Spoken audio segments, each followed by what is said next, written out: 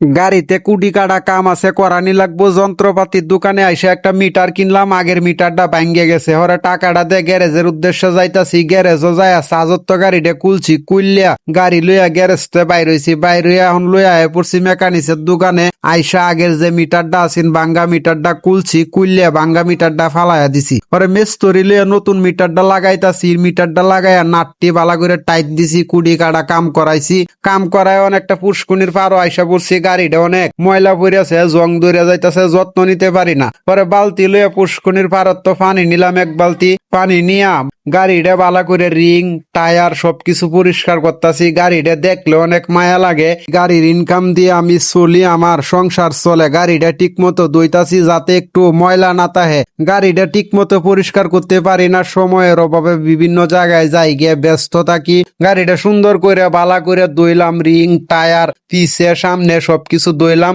ধোয়ার পরে কয়েক বালতি পানি মারলাম, পানি মারে গাড়িটা সম্পূর্ণ পরিষ্কার করছি। পরিষ্কার করিয়া গাড়িটা এখন একটু আলগাইতাছি, আলগাইয়া ধরছি যাতে পানিটা পরে মানুষ যেন পাওরায় এন পানি জমে রয়েছে। পরে পানিটা পালায় গাড়িটা রাখছি, নিচে রাখিয়া গাড়িটা এখন ঘুরাইতাছি। ব্যাগে দিয়ে ঘুরাই এখন গেছি গিয়া। ধন্যবাদ সবাইকে, দেখা হবে নতুন কোনো ভিডিওতে।